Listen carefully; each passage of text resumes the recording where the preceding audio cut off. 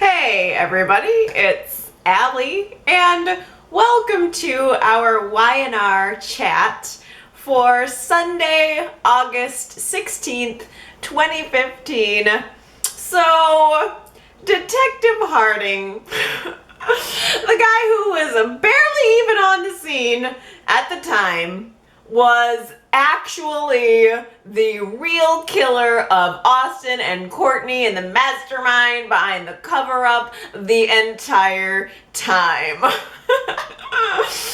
I don't know whether to be disappointed or completely ecstatic because, to be honest with you, I was over this storyline, and you know it, months ago. I feel like this is clearly a tacked on ending to a storyline that apparently now in retrospect never really had an ending. Let's be real here. Did Y&R ever from the beginning plan to have Detective Harding be the real killer, or was this just an oh crap, we gotta wrap this up, tacked on ending to the storyline? I am of one mind thinking that's completely true, and while I love you, Y&R, you don't pay me to do this, Y&R chat, so I can criticize you. I think it's a BS ending to a BS storyline. But on the positive side,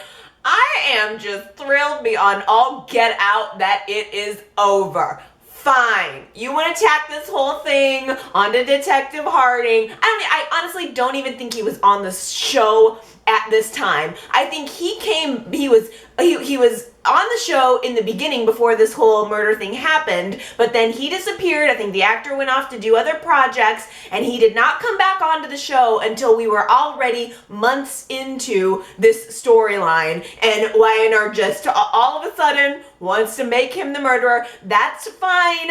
Whatever gets us closer to the end is fine by me. Y&R at this point really could have pinned this murder on anyone, and it would be a part of me deep down that just would have been happy that it was over. They could have told me that Victor's dog Segundo was the real murderer and the real mastermind, and I would have been like, okay, good, cool, let's just wrap it up now.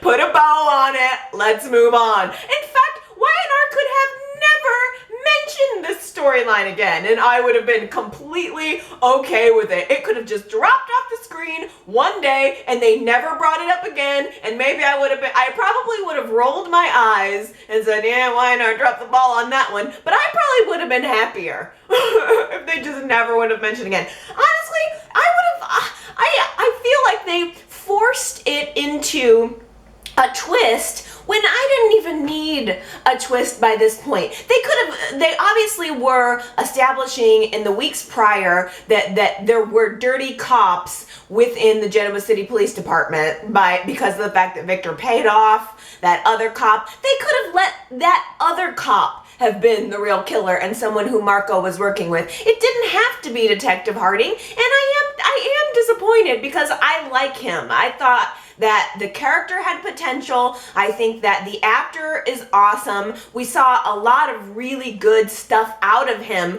throughout the course of the past week that makes me sad that there's no way he's gonna survive this. There's no way he's gonna continue being on the show. He was like the one cop that we had, and you know he's gonna end up getting caught. He's gonna go to prison. We're gonna never hear from him again, and probably 1 or 2 months down the road, Dylan will end up taking his place. Dylan will probably, I don't even know if they'll bother to send Dylan to police school. He'll just get a job on the police force and he'll be our new cop. Why can't Genoa City keep a cop in that role? We had Alex, we had Ronan, and now Harding, and they're all gone. But I really think that actor had a great sense of humor. I loved the interactions between he and Kevin. I mean, throughout this entire long drawn out ordeal, I really have enjoyed and cherished the little tete-a-tetes that he and Kevin had. They jab at one another and they play well off of one another, and that actor has been in the business, the guy who plays Harding, shoot, can't think of his name, I'm sorry, been in the business for a long time. He was a child actor on soaps, so the guy has the acting chops. I totally felt like I believed him, and I'm sad to see him go. At the end of the day, Y&R decided, like last month or something, that they were going to reveal that Harding was connected to Marco. I mean, we had all kind of figured out and accepted that Marco was connected to the murders, and I think he had confessed as much, even if subtly, to Victor maybe even 2 or 3 months ago, so we kind of were on to that. But Y&R decided that gosh, Marco and Harding came across each other at one point, and Harding just decided to take a payoff from Marco, which doesn't even make sense from anything that we knew about the character. The character of Harding was Mr. by the book. Do you remember how upset he was when Dylan interfered in the police investigation and got Paul shot? He seemed like Mr. Conservative, Mr. by the book. So it is, I suppose, shocking to me that he, and actually unbelievable and not really character consistent, that he would take this bribe from Marco anyway. But Harding was working with Marco the entire time, and Austin found out about the fact that there were 2 Jacks, so he had to go. He had to be eliminated. Oops. And then Courtney found out about the 2 Jacks and saw too much on the computer on her wedding day, so Harding lured her to the cabin and killed her while Marco stood by, which again makes no sense.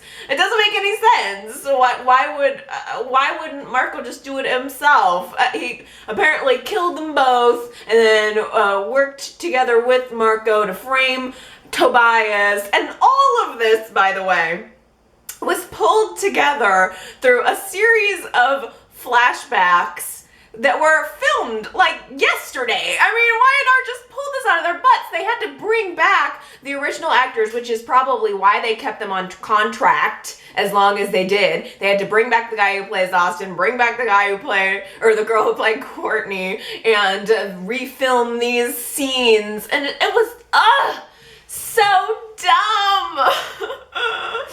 That's what tells me, that's what clues me in that Y&R never had a resolution for this. By the fact that they had to go back and refilm these scenes. I mean, maybe I'm being hard on them and there's some other reason why maybe something changed with the casting or something I don't know about. I mean, I'm gonna try to reset myself and pretend that their intentions were good and that they knew what they were doing. I should, because otherwise it's so ridiculous. It reminds me so much of that Who Killed Diane Jenkins murder storyline that we were stuck with for a year. And that, what was that, like 2009, 2010? You can go back and watch Y&R chat videos from that. It was like torture to me. These kind of murder storylines, let's just, let's move them along. I don't need it to be dragged out. And it was funny because Harding was having a conversation, I think with Summer at some point in the week, and he said, yeah, well, I'm sorry that murder investigations don't just get wrapped up. It's not how it works. Well, it almost felt like they were saying that to the audience or something. Like, well, look, real murder investigations take time. Well, this isn't real. It's an entertainment show. You need to keep it moving. I mean, they breeze past things that I would love to just savor, and then they drag this crap out for 6 months. And in fact, it's been 6 months. What's today? August 16th? The whole murder happened on February 14th. It was Valentine's Day. It's been 6 months they've been dragging this crap out for. And then they go back and rewrite it through a series of flashbacks to wrap it all up? Lord, I love you, Y&R, but what? You know what? I'm done. It's fine. It's all right. It's okay. I forgive you. You got us out of it. You got us out of this terrible storyline, and I'm going to forgive you. We're going to call this a wrap. Oh, man. So, shoot. I mean, just to kind of recap for if anybody who didn't watch the show, I'm going to breeze past it here because we spent enough time. So, if you didn't watch the show this week, basically, Harding and Marco are working together, but it's clear that Harding is starting to fall apart and not really wanting to be involved in this scheme any longer. Marco has revealed that his ultimate plan is to resume Jack's life and kill Jack, get rid of Jack altogether, and just hook up with Phyllis again and be Jack forever. I don't know what on earth makes him think that he's going to be able to pull this off, but Harding is there developing a conscience after killing 2 people. Now all of a sudden he's like, I don't really want to kill Jack. And in fact, there was this great line where Marco's trying to tell Harding, look, you don't have a choice. You're in this. You need to cover it up. You're doing my dirty work. That's what I'm paying you for. And Harding says, this isn't some Colombian drug ring. This is Genoa freaking City. Great line. Great line, because that's exactly how I feel about this town right now. And we might as well rename it Genoa freaking City. Great line, great guy, great actor. I'm so gonna miss him. The other piece of the puzzle is Summer wakes up from a dream this week, and after 6 months miraculously remembers another piece of the puzzle, and she remembers a song that was playing the night of Austin's murder. And then she has this random meeting, or not so random meeting, with Detective Harding, and she hears his phone ringer going off during it and realizes that that's the song I heard the night of Austin's murder. Couldn't have been any of us. Must have been him. So she's figuring out something's up with that. Kevin and Mariah told Paul about their suspicions that Harding might be a dirty cop, so Paul goes and gets Dylan involved. I'm telling you, he's going to be a cop. They're going to get rid of Harding, he's going to be out of that police station, and Dylan's going to be in the police station sooner or later. Maybe they can pass the coffee house off onto somebody else. I don't know who. Maybe Kevin and Mariah. That'd be great, right? Let's get Kevin and Mariah back running the coffee house. Take note, Ironer, that'd be good. And let Dylan be the police officer that he obviously wants to be. Plus, it would be great and generational, given the fact that Paul's father was a police officer. Paul became a police officer. Dylan should be the police officer. It makes sense. Let's do that. So anyway, everybody's kind of on to it, honestly. Everybody's figuring out this week, out of the blue, that Harding's the dirty cop. He's in on it. Kevin's kind of tailing him and following him. And it sort of is a good tie-in that Kevin should be the one to bust out Detective Harding, considering they've had this contentious relationship the entire time. But the thing is, we now know that Harding is willing to kill. If he was willing to kill Courtney, he's certainly willing to kill Kevin. So there's, like, where the show was left off on Friday, Harding has gone up to the cabin. No one's there, so he's alone, and Kevin follows him up there and starts to question him. So there's this sort of element of danger. Is Kevin going to be in trouble? I don't know if someone's going to run up there and save Kevin, and I don't know, maybe Harding will pull a mask off and be like, yeah, I did it, and I would have gotten away with it if it weren't for you meddling kids. I don't know what the ultimate end is going to be. The one thing that kind of keeps sticking with me is the fact that Harding, the big clue that Harding was being suspicious was the fact that he decided to take a vacation, and Kevin was the one that was onto this, and Paul called Harding to say, what are you doing, taking a vacation in the middle of this police investigation? And Harding said, I agree. He was on the phone with Paul, and he says, I agree. I realized it was a bad idea to take this vacation, so I'm coming home. I'm telling my brother that I can't do this, or I'm telling my brother I'm coming home. So I don't know if it was. I guess that my ears sort of went up in that moment, and I thought, well, are you saying was Harding just covering in that moment and saying trying to pretend like he was off on a camping trip with his brother, or is there some chance that they're going to do another twist here and say that Marco and Harding are actually brothers? Did you guys pick up on that? There's no way out of this for Harding. He's gone. So I don't know. And ultimately, I think that the end game here, and possibly I think we could all agree on this, I think the end game is going to be Phyllis shooting Marco. I mean, right? We saw the preview for next week's show, and he's called Victor and asked Victor to help him kill Jack. He is, and I don't think Victor's gonna do that. Victor's gonna have to be redeemed at the end of this. The scene, the preview from next week's show, Marco's sitting in Victor's chair, cocking his gun. Wait, is it the right word for it? I don't know. Whatever you do when you get your gun ready. You pull the thing and, it goes, So I guess he's becoming more violent. He's ready to go kill Jack. I don't know. I'm kind of thinking maybe Jack's gonna be indisposed and Marco's gonna have a confrontation with Phyllis. And I think she's gonna ultimately get the gun and turn it around on Marco and get her ultimate revenge, because more than anyone, Phyllis is the one who's been victimized by Marco. Well, I guess other than the people that ended up dead, but she would have reason to, and I think probably Weiner is gonna want to show us that because Victor's been through because Phyllis has been through something so traumatic. I think they're gonna want to show her getting her revenge and want us to see that. So that's my guess. I don't know when and if that's gonna happen, but I'm really dying to hear your comments. I had this feeling that maybe maybe you guys were thinking about me while you were watching this week's show.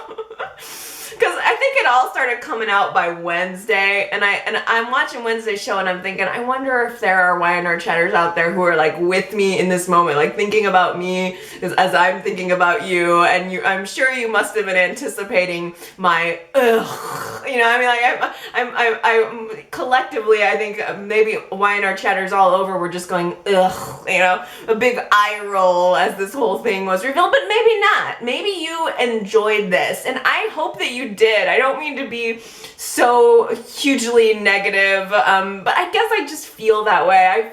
I feel like more than anything else, this is the storyline that I've had to force myself not only to watch, but to talk about every week. So I think it's built up a little bit of resentment in me, and I'm sorry if that's coming off as negative. In fact, whether you feel negative about the show, I'd love to hear your comments about this week. But if you liked it, please tell me. Don't ever feel like you can't disagree. I would absolutely love to hear somebody tell me that they like this twist, they're feeling it.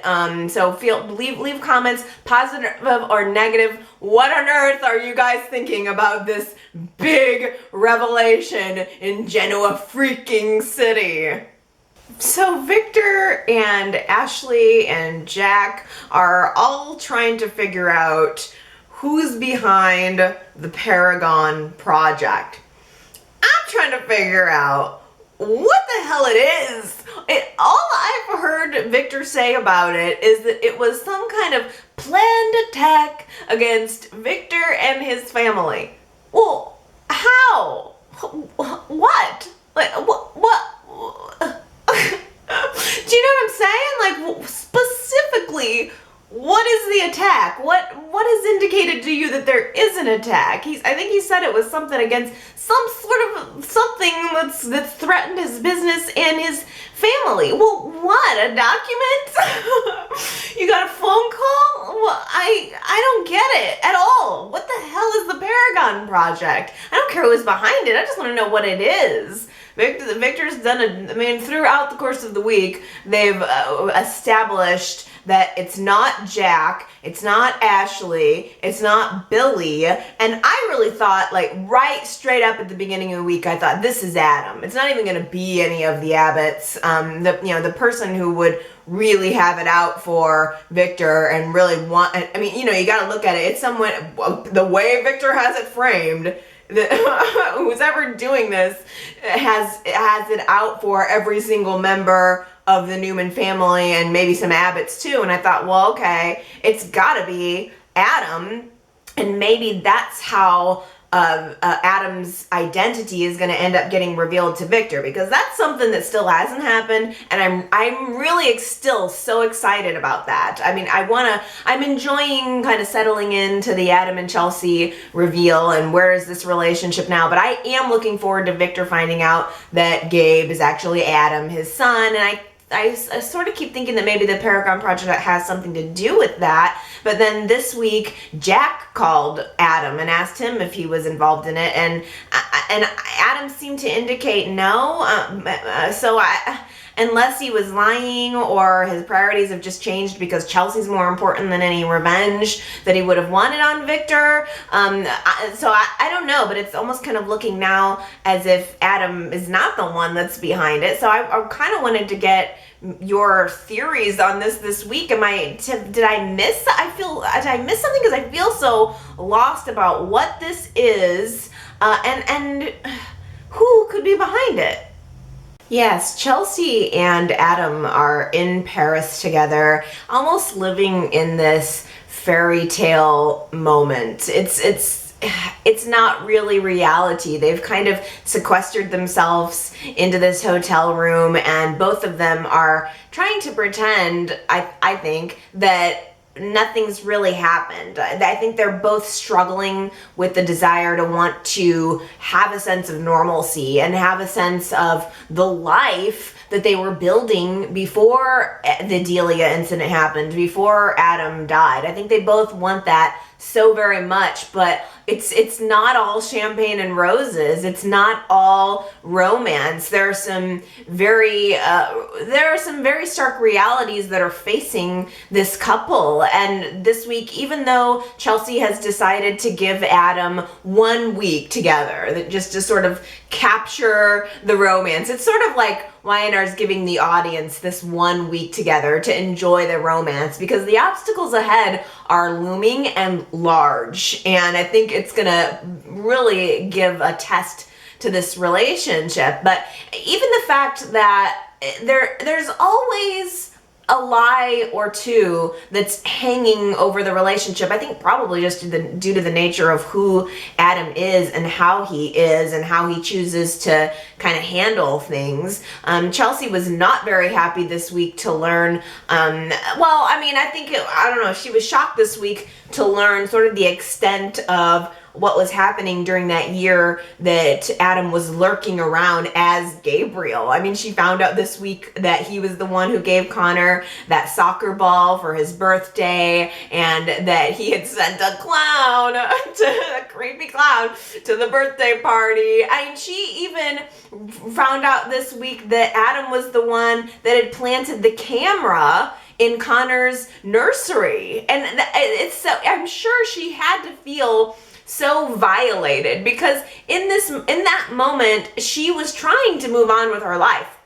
She was trying to build a relationship with Billy, and now in retrospect, looking back and knowing that it was actually Adam who was spying on her, that had to feel weird. And I think Chelsea knows that there's something that's off. She loves this man, and that seems to always be what weighs the heaviest, but there's always something a little just off about him, and off about the way he approaches things. And I think I would feel really uncomfortable knowing that he was sort of stalking for all intents and purposes. And then,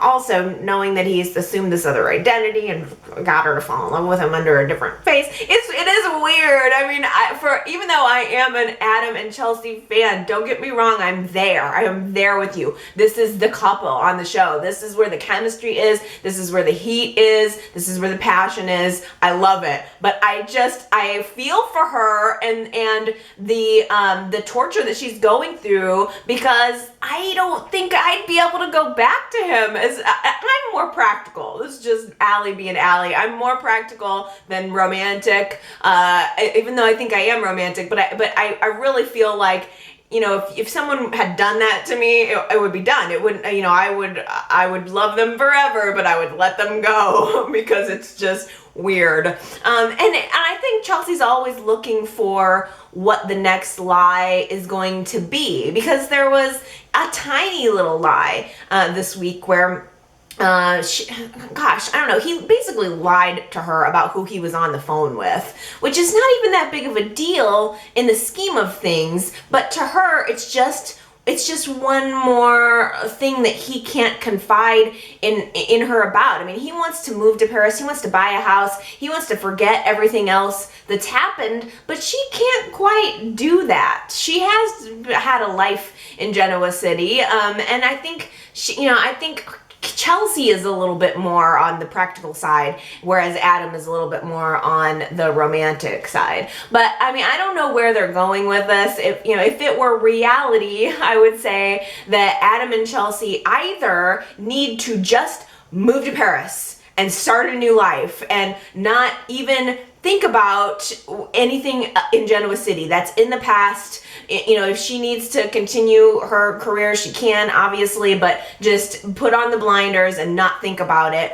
Or they need to break up and go their separate ways. It kind of can't continue in this dance for that much longer. But of course, this is a soap opera. Neither of those two things are going to happen. They're not going to move to Paris, and they're not going to break up. They're going to ultimately have have this week in Paris that's incredibly romantic. I wish they could spring for some outdoor scenes. You're in California. At least you can't even close off a grassy outdoor place and make it look like it's just go to a restaurant. Set up a restaurant set or something outside. I mean, they're having this romantic week in Paris and they're stuck inside in this hotel room. I kind of wish Ryanair would give us a little something more, because this is the week where we get to enjoy it. The second they get back to Genoa City, it's all hell's gonna break loose.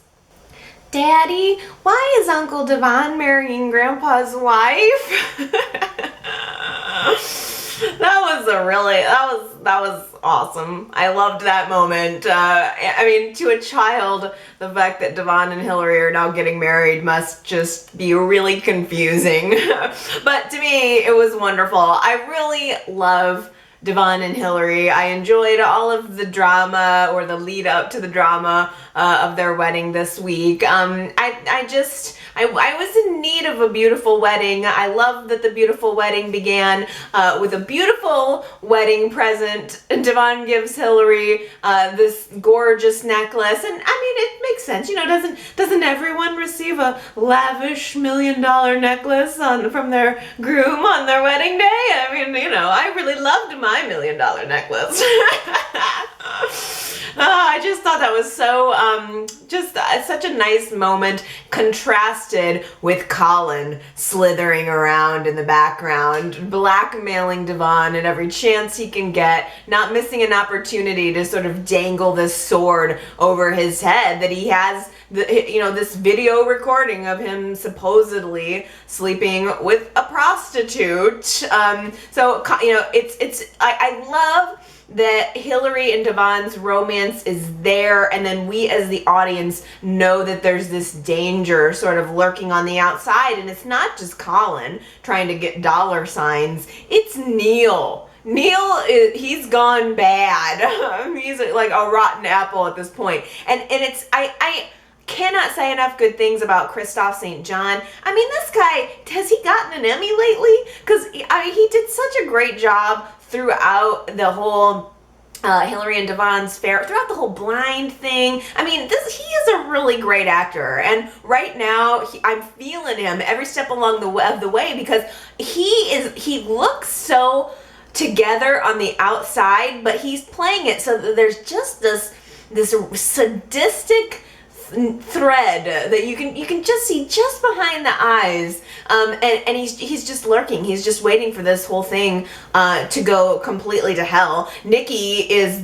the only one that's kind of keeping an eye on him and saying, Neil, I know you're having these dark fantasies about hurting Hilary and Devon, and their wedding day is today, so are you gonna be all right? And he's just, yes, yes, of course I'm gonna be okay. But he's gritting his teeth the entire time. It's so great. I love him. I love Neil right now. And I really also, by the way, enjoyed Nikki's warning to Hilary.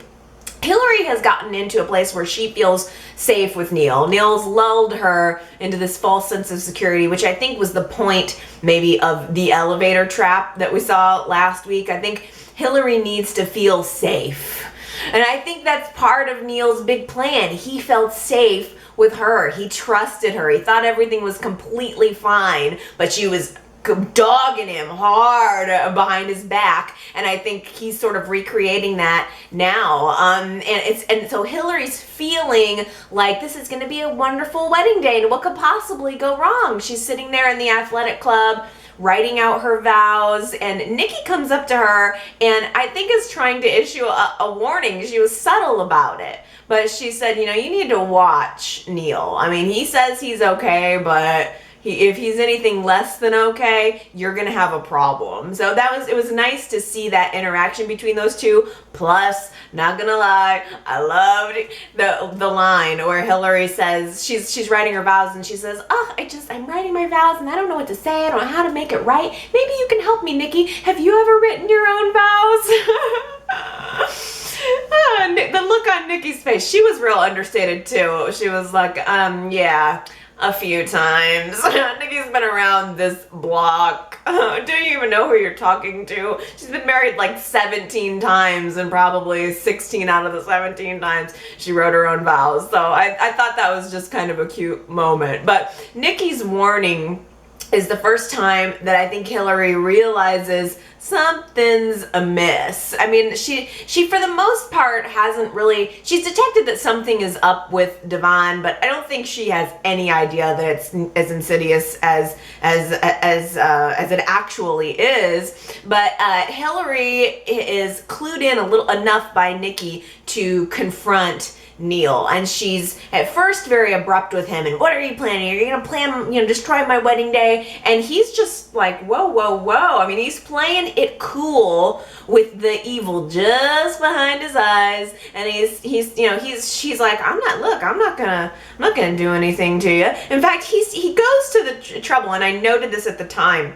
He says to her, look, I'm not even gonna be at your wedding.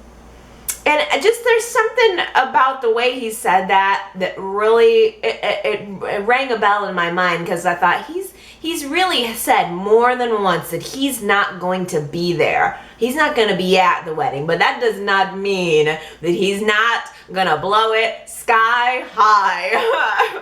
Oh, I'm so excited for this. So everybody is sort of settling in to the wedding occasion. Devon has been nudged enough by Colin to where he thinks he wants to just tell Hilary the truth. In fact, he tries. I think he doesn't. I think he's hoping that Hilary will just accept it and know it, and certainly he would want to tell her before they go ahead and get married. But he tried several times to have a moment alone with her, but there was always something that gets in the way. It's a soap opera, and so he really wasn't able to. The wedding ended up starting just as planned. Hilary walks down the aisle. Devon is racked with love and guilt and all of the peripheral emotions that one would have on their wedding day, and he's just looking into her eyes, and you could tell even right up to the altar he wanted to tell her. Of course, telling her in front of all those people would be horrible. Like, at the altar, not the right time, okay, Devon? I mean, he tried before to go into her dressing room and tell her. I could see maybe busting into that dressing room and saying, I need to tell you something, no ifs, ands, or buts, but right there at the altar, not the right time. He realizes that, and he switches it, and he starts kind of launching into his vows, how beautiful she is, how much he loves her, and in fact, saying, I can't picture my life without you. It's you. It's always you. Just beautiful, wonderful words. Hilary, the same thing. Hilary didn't expect to find love. She certainly didn't expect to find love with him, and I enjoyed just sort of sinking into the words that they were saying to one another, because the vows were so sweet and they were so sincere, and we know that these are two people who really have been through the ringer. They didn't want the affair to happen. They weren't expecting to fall in love. What they did to Neil was wrong, unequivocally. I would never argue otherwise. But they handled it wrong. Just every step of the way, they handled it wrong, with maybe good intentions of not wanting to hurt Neil. But I don't think they expected the love that they found. I don't think they expected to come back together after it all got blown up. And I certainly don't think either of them were expecting to be there in that moment at the altar getting married. So it was all the good. Y&R gave us all the good stuff, all the love stuff. This is a couple we've fought hard for, to see get to this point, and then the iconic. Is there anyone at the wedding who has objections to this marriage? And we just see these mystery feet walking into the scene at the very end of the aisle. I mean, just walking right in with his loafers, stepping on the rose petals and everything. And everybody's face is aghast. Like, Devon's like, what? Hilary's like, huh? Jack is like, huh? I mean, everybody in the audience gets their own shocked moment, like one by one, everybody give their shocked look into the camera, and the episode ends without showing us who it was, whose feet they belonged to. Mystery feet. If you watch Monday, you probably have already watched Monday's show. I know some of you Canadians, you get the show a day early, and then you cheaters in the U.S. and abroad you watch a day ahead. You probably already know whose feet they are, but I do not. So I'm excited to find that out next week. I feel strongly that it's not Neil, because I keep hearing him say, I'm not even going to be at your wedding. There was a part of me that was expecting that maybe what the big reveal was going to be was that he was going to play the video. Did you notice how the area for the ceremony was kind of sectioned off with those white curtains? I just almost thought, is there going to be like a projector or something where the projector is going to flip on, and then Devon, this salacious video of Devon's bachelor party is going to start playing on the curtains and reflected all around, and the audio and all that. I thought maybe that would be the big reveal, but I don't think Neil's gonna watch. You're probably like, Allie, it's Neil, I've seen it, but it's just something in me is thinking it's not him. But if not him, I don't know who the heck else it would be. Well, if there's a wedding episode, we have to talk about the wedding fashion. That's my favorite part of these big gala events. I like to see everybody dressed to the nines. It's kind of almost like a cool fantasy or something. Just to be the rich and famous, putting on your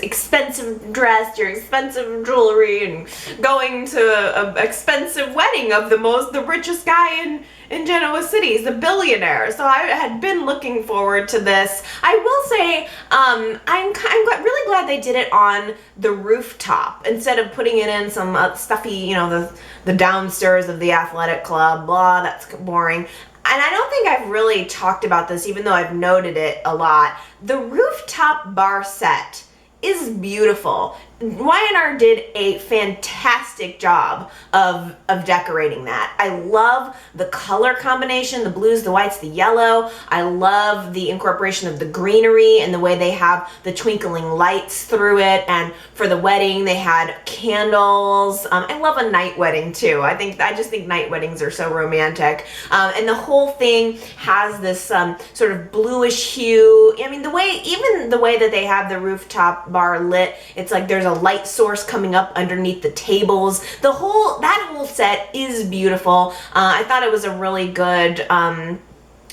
place to have the wedding. Everything just glistened and it seemed so romantic. They had the area for the ceremony curtained off, with that sort of white sheer curtain. It was a beautiful set. Everyone looked beautiful. I was kind of surprised that Sharon was there, but I thought she looked great, and I loved the moment between Sharon and Phyllis, where Sharon reveals that she's pregnant, and Phyllis is horrified, and Sharon, it's like, wow, she's off her meds, and she seems more rational than ever before. She says to Phyllis something like, yes, I'm pregnant with Dylan's baby. I'm very happy, and I know it just kills you to think that I have a happy life with a wonderful man, but you're just gonna have to choke that down. It was just a good little good moment. I didn't care much for what Phyllis was wearing. I hated those weird earrings. I kept staring at them. They look like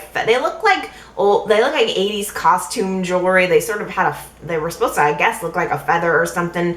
Didn't love it. But again, and this always seems to be the case. Like the best dressed party goer for me was Lauren. I guess I feel like I'm always saying Lauren when I go for my best and worst dress, but I loved the way Lauren looked. I loved her geometric, I think it was gray and white dress, perfectly fitted for her, of course, and this gorgeous big old necklace. I thought she was so beautifully coordinated next to Michael. He was in his gray suit with sort of a silver tie. They just looked so sleek in silver. Michael and Lauren just looked like a happy couple, and Y&R gave us the treat of sort of, I think, bringing them back together.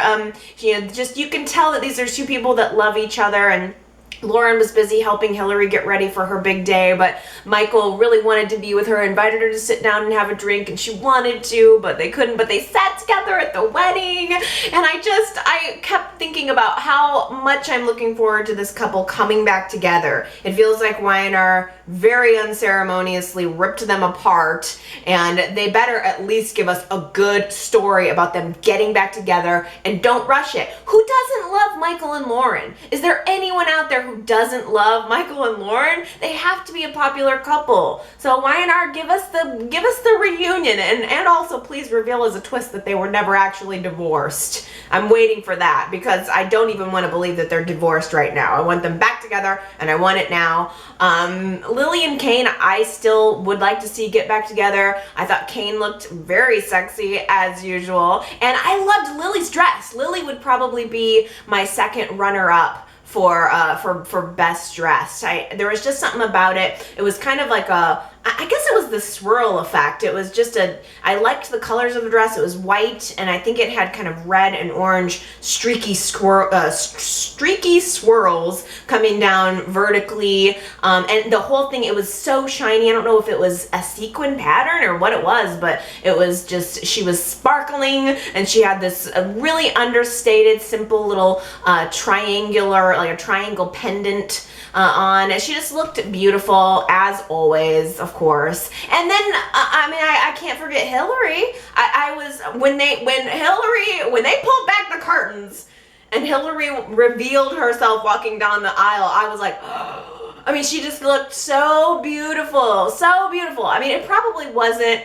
a dress that I would pick for myself. It had these kind of I don't know if it was supposed to be leaves or feathers or something kind of coming up on one of the shoulders, but I didn't care. It was right. You know, I don't remember what, I mean, when she was married to Neil in the park, it was very, I don't deserve to wear white, I'll just wear a conservative sort of little two-piece sort of, I think it was maybe like a skirt and a jacket, maybe, when she got married with Neil. But there was something about seeing her come out, the full dress, the full veil, like, this is my wedding, this is my romantic moment, I'm marrying the love of my life. I just felt it. They pulled back the curtains and I was in it. I was so happy, and I can't wait to hear what you guys thought about Hilary's dress, if of course you care about the fashion, which maybe you don't, but if you do, tell me how you felt about Hilary's dress, and give me your best and worst dressed at the wedding. Leave a comment. I can't wait to hear what you guys thought about that. There were other little storylines and things that happened throughout the week, you know, little developments with, you know, Phyllis confronting Marissa, kind of being jealous of Marissa's relationship with Jack. There was Stitch losing his patient and then really not being able to connect with Abby over it, so going to her mother instead, and then Stitch and Abby ended up having sex afterwards. I don't know how it all led to sex. I just kind of keep feeling like Abby cannot connect with Stitch in anything except a sexual way. I don't think she has anything to really offer him except for that at this point. But I mean, honestly, all of those storylines just paled in comparison to the two big things. I mean, this week was all about Marco, and it was all about Hilary and Devon for me, and so those things happened. I did see them, but at the same time, I'm like, I'm not gonna focus on them because there's just too much else going on. So instead, I'll read some comments from you guys. Robbie left a voicemail for me, I think just on Friday, saying that he was bummed out because Hilary and Devon are the couple on the show, and now they're going to be torn apart, and not even by something true, but by something that was a setup. And I really agree. Obviously, Robbie had mentioned the actress is going on maternity leave, so we as the audience, we understand why this storyline is happening, and that the actress has to go away. I don't know if she's going to come back after maternity leave. I want to guess so. I'm not exactly sure when that's going to begin. I don't know if she's going to run away immediately after whatever the big blow up is, and Devon and Hilary are going to be apart for a while. But it is sad because it is a couple that I think we've been waiting a while for them to be happy. Their early romance was just so steeped in the lies and the anger and the betrayal of what happened with Neil. And so it's kind of, I think it's a treat to be able to put that aside for just a moment and enjoy their romance. But again, just like a soap, we're going to get that yanked away from us almost immediately. BX Girl HS on YouTube says, I think Chelsea's problem is the lie on top of lies with Adam. I don't think she necessarily cares how much of a bastard or how sneaky Adam is. She just wants to be in on his secrets. I love that comment and that assessment of it, because it is true. She knows who she married. She accepts that Adam Newman always has been Adam Newman, but he wasn't dishonest with her about it in the past, and it does seem like he, I think in an effort to protect her and probably to protect Connor, has told little lies here and there, and I think he's doing his best to ensure his future with her. I think he wants Chelsea more than anything else, and so if it means telling a white lie to manipulate to get her back into his life, I think he's willing to do it, and Chelsea would just appreciate a more honest approach from her husband. Michelle had left me a voicemail, actually, I think Saturday night, because I don't usually get to voicemails on Sunday, right before I record the new YNR chat. So if you want to get your voicemail in before I record the next one, it's usually better to do it Saturday early. But I wanted to say hi to Michelle, who left me her first voicemail, because I just always love hearing people's voices too. It's just so nice. And she had a couple of different comments about the show, saying that Kevin and Mariah are great, but the whole Scooby-Doo storyline is what's killing them. They seem to be the only YNR couple that's taking it slow on the show, and it's too slow.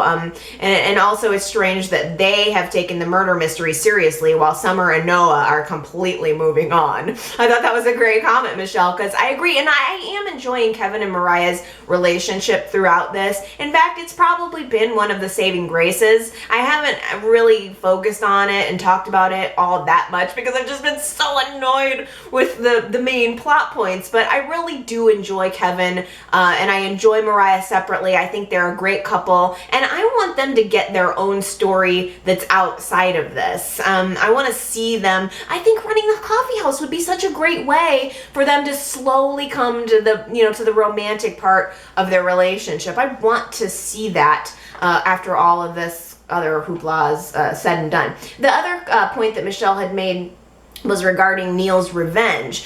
She said she's all for Neil's revenge, but it seems too late. We kind of thought that he was moving toward a relationship with Nikki, and now he's back to obsessing over Hilary and Devon. And that is a good point. Are we going to see the Neil and Nikki romance? Maybe YNR was just sort of testing that to see how we would react to it. I don't know. I don't particularly care. I don't want to see, I think the reason I don't want to see Neil and Nikki together is mostly because I know it won't last. Every single man that she's ever been with has just been another train stop on the way back to Victor. So I don't want to see Neil get wrapped up in that, and I don't really want to see Nikki get wrapped up in that, but I really do agree that there was a gap of time where Neil seemed like he was just angry, and now all of a sudden he wants that revenge. And maybe it started at the point where they got engaged. Maybe he was sort of able to accept that they were together,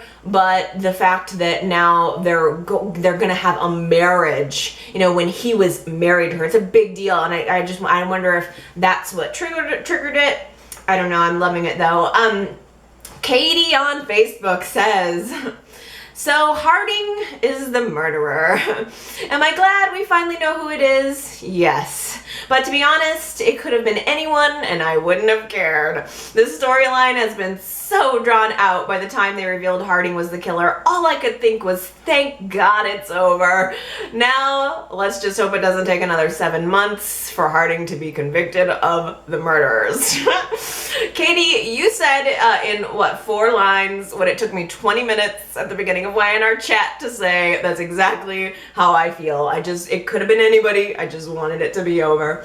Henry had called into my voicemail this week and said, I hate to say I told you so, Allie, but Harding is up to all of this, or Harding is in on this up to his eyeballs. And yes, I will give props to Henry, because he said from pretty early, months and months ago, that he thought Harding was the one who was in on the murder. And I guess I was just looking for it to be Marco. I figured at the end of the day, YNR would just pin it all on Marco, and that's not quite what happened. I laughed so hard, Gary, this week at your voicemail. He said, Allie, I know Harding is not your original sex fox, but I know that you fancied him, and all I can say is you really know how to pick him. You really know how to pick him. I laughed so hard at that because I did like Harding. It's like whoever they put into that role, I seem to like, and I think they're cute. And even throughout the course of the week, I'm watching the show and I'm like, man, Harding, he's kind of attractive. You know, I mean, we could have done something with that. Maybe even like a triangle between Kevin and Harding and Mariah, something. And now he's gone. There's no doubt about it. That really made me laugh though. I do know how to pick them. I don't know, maybe it's the bad boy thing. But also, Gary was kind of going through the process of realizing that Harding was the killer, and he was wondering, like, why pull Harding into this storyline when it could so easily have been fake Jack? That they could have just pinned the whole thing on Marco. And then Gary answered his own question, which I think was so smart. The reason why YNR didn't make Marco the killer for all of this is because they couldn't let Victor be responsible for the deaths of 3 people. If Marco had been the actual killer and Victor was the one who brought Marco into town, it's blood on Victor's hands. And YNR couldn't have that at the end of the day. Even though, I mean, remember all of the times Paul was like, I think you're in on this, Victor. I think you're up to something, Victor. We all kind of had that vibe that Victor had something, somehow was connected to these murders. I think as YNR was throwing together this ending, I think they realized that they couldn't just let it be Marco, and I think they're gonna have a different fate for him. But it really makes sense. They almost just needed a fall guy. They were like, oh yeah, Harding, let's just grab him and throw him in front of the firing squad, and voila, you have a storyline resolved, in quotes. Oh, this is a good comment too from Daisy on Facebook, and I'll end on this one because I think this is smart. She says, oh man, I see a kidnapping coming down the road. Poor Phyllis. She's been through so much, and now crazy psycho Marco is obsessed with her. I love that idea. Whether it turns into a kidnapping or not, I think it's pretty clear that Marco's going to he's going to do something that's going to get Jack indisposed, and he's going to make his play for Phyllis. And I don't know if it's going to be a kidnapping or a hostage situation, or he's going to try or whatever, but that's going to kick wide open the door for Phyllis to kill his ass. Okay, you guys, I really hope that you enjoyed this week's show just as much as I did, for whatever reason. You know, I mean, it's almost like one of those weeks where I love to hate it. I do like things that get me talking, things that get me riled up. Those are my favorite storylines, and man, that whole Marco Harding thing, that definitely got me hard. That got me riled up, the Harding thing. So hopefully it's done. I'll give you one more week to wrap this up, YNR, and let's just move on. Oh man. Well, again, I hope you guys loved the show. Hope you guys loved my inner chat and that you leave me some comments. You know you've got opinions about this week, so let them rip. You can call into my voicemail at area code 309-588-4569. I love hearing your voices. It's like me listening to my very own podcast. Or if you like to type, you can go to yrchat.com. You can leave a comment on the blog. You can find the links to Facebook and Twitter and YouTube and iTunes and all that stuff. You can leave text comments in all of those places. I read every single comment. I listen to every single voicemail, whether I get to it before I do the next one in our chat or not. I always listen and I always read, and I love hearing from you, and I appreciate all of your feedback and all of your support. So don't be shy. Let me know what you think about all this crap. Okay, everybody, have a good week. I love you, and I'll see you next Sunday. Bye.